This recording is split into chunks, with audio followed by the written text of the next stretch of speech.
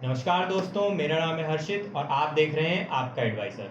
आज की इस वीडियो में हम लोग बात करेंगे टैक्स डिडक्शन की डिफरेंट सेक्शंस के बारे में, जैसे कि एटीसी, एटीयू, एटीटीटीए एटसेट्रा।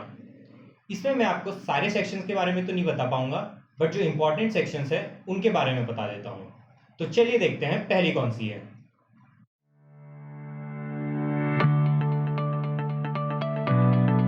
तो पहली स्कीम है सेक्शन एटीसी। अगर आप अपना पैसा गवर्नमेंट के पास निवेश करते हैं तो आप इसके अंदर क्लेम कर सकते हैं। गवर्नमेंट के पास मतलब NSC, APY, LIC scheme etcetera. इसमें आपको मैक्सिमम डिडक्शन 1.5 लाख तक का मिल जाता है। अब जो नेक्स्ट सेक्शन आता है हमारा वो है सेक्शन 80D। इसमें मेडिकल इंश्योरेंस और हेल्थ चेकअप इंक्लूडेड है। मेडिकल इंश्योरेंस या हेल्थ चेकअप आप अपना, अपने स्पाउस का या अपने बच्चों का करा सकते हैं। इसमें माता पिता इंक्लूडेड नहीं होते। इसमें जो डिडक्शन है वो आपको एज के हिसाब से मिलता है।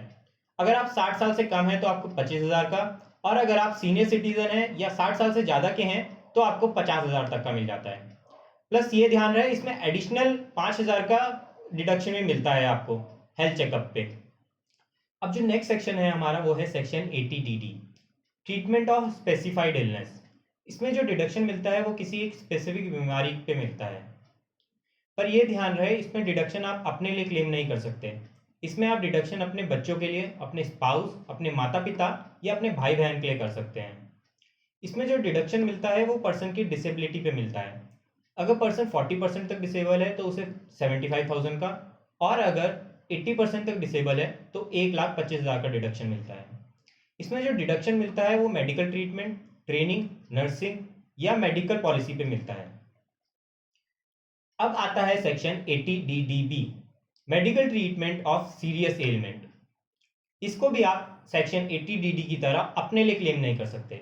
इसको भी आप अपने बच्चों के लिए, अपने माता पिता, अपने स्पाउस या अपने भाई बहन के लिए क्लेम कर सकते हैं। ये किसी एक सीरियस बीमारी पे मिलता है, जैसे कि कैंसर।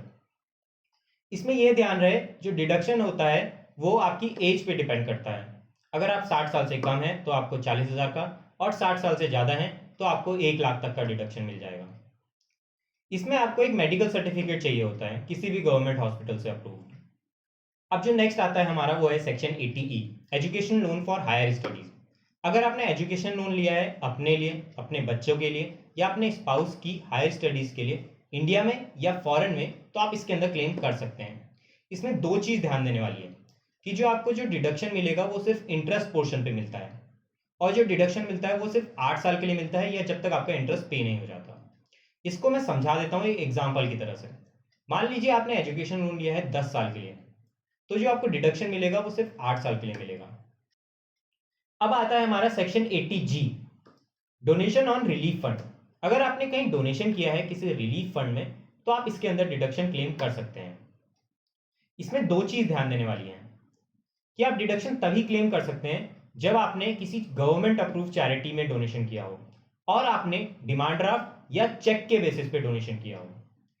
इसमें जो आपको डिडक्शन मिलता है वो 50% से लेकर 100% तक मिल जाता है। वो आपके टाइप ऑफ रिलीफ फंड पे डिपेंड करता है। अब आता है हमारा section 80GG, deduction under rent paid. इसमें वो लोग अप्लाई कर सकते हैं जो रेंट पे कर रहे हो। इसमें सेल्फ एम्प्लॉयड या सैलरी दोनों अप्लाई कर सकते हैं, पर इसकी भी 3 कंडीशंस हैं।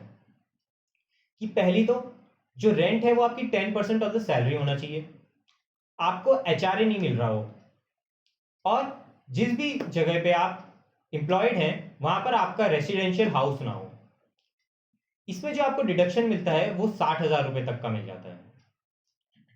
तो अब आ जाता है section 80TTA, interest on saving bank.